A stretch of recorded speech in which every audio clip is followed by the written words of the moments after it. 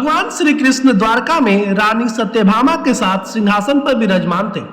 निकट ही गरुड़ और सुदर्शन चक्र भी बैठे थे। तीनों के चेहरे पर दिव्य तेज झलक रहा था। बातों ही बातों में रानी सत्यभामा ने श्री कृष्ण से पूछा कि हे प्रभु, आपने त्रेता युग में राम के रूप में अवतार लिया था। सीता आपकी पत्नी थी, क्या वे मुझसे भी ज्यादा सुंदर थी? द्वारकाधीश समझ गए कि सत्यभामा को अपने रूप का अभिमान हो गया है। तभी गरुड़ ने कहा कि भगवान, क्या दुनिया में मुझसे भी ज्यादा तेज गति से कोई उड़ सकता है? इधर सुदर्शन से भी रहा नहीं गया और वह भी कह उठे कि भगवान, मैंने बड़े बड़े युद्धों में आपको विजयश्री दिलवाई है, क्या इस संसार में मुझसे भी शक्तिशाली कोई है? भगवान मंद मंद मुस्कुरा रहे थे।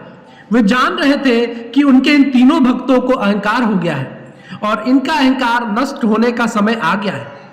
ऐसा सोचकर उन्होंने गरुड़ से कहा कि हे गरुड़, तुम हनुमान के पास जाओ और कहना कि भगवान राम माता सीता के साथ उनकी प्रतीक्षा कर रहे हैं। गरुड़ भगवान की आज्ञा लेकर हनुमान को लाने चले गए। इधर श्री कृष्ण ने सत्यभामा से कहा कि देवी, आप सीता के रूप में तैयार हो जाएं, और स्वयं द्वारकाधीश ने राम का रूप धारण कर लिया।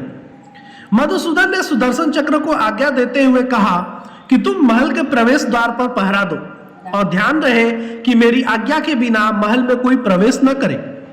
भगवान की आज्ञा पाकर चक्र महल के प्रवेश के द्वार पर तैनात हो गए। गरुड़ ने हनुमान के पास पहुंचकर कहा कि हे वानर श्रेष्ठ, भगवान राम माता सीता के साथ द्वारका में आपसे मिलने के लिए प्रतीक्षा कर रहे हैं। आप मेरे साथ चलें, मैं आपको अपनी पीठ पर बैठाकर शीघ्र ही वहां ले जाऊंगा। हनुमान ने विनय पूर्वक गरुड़ से कहा, आप चलिए, मैं आता हूं। गरुड़ ने सोचा, पता नहीं ये बूढ़ा बानर कब पहुंचेगा। खैर, मैंने भगवान के पास चलता हूं। यह सोचकर गरुड़ शीघ्रता से द्वारका की ओर उड़ चले। पर यह क्या, महल में पहुंचकर गरुड़ देखते हैं कि हनुमान तो उनसे पहले ही महल में प्रभु के सामने बैठे हैं। गरुड़ का सिर लज्जा से झुक गया। तभी श्री राम ने हनुमान से कहा कि पवन पुत्र, तुम बिना आज्ञा के महल में प्रवेश कैसे कर गए? क्या तुम्हें किसी ने प्रवेश द्वार पर रोका नहीं? हनुमान ने हाथ जोड़ते हुए सिर झुकाकर अपने मुंह से सुदर्शन चक्र को बाहर निकाला, प्रभु के सामने रख दिया। हनुमान ने कहा, प्रभु, आपसे मिलने से मुझे इस चक्र ने रोका था, इसलिए इसे मुंह में रखकर मैं आपसे मिलने आ गया। मुझे क्षमा करें। भगवान मंद मंद मुस्कुरा रहे थे। हनुमान ने हाथ जोड़ते हुए श्री राम से प्रश्न किया, हे प्रभु, आज आपने माता सीता के स्थान पर किस दासी को इतना सम्मान दे दिया है कि वो आपके साथ सिंहासन पर विराजमान है? अब रानी सत्यभामा का अहंकार भंग होने की बारी थी।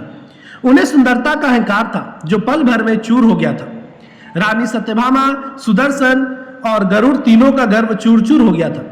वे भगवान की लीला समझ रहे थे। तीनों की आंखों से आंसू बहने लगे और वे भगवान के चरणों में झुक गए। अद्भुत लीला है प्रभु की। हे परम स्नेही मित्रों, जब इन तीनों का अहंकार चूर चूर हो गया तो इंसानों की क्या बात है। जय जय श्री हनुमान।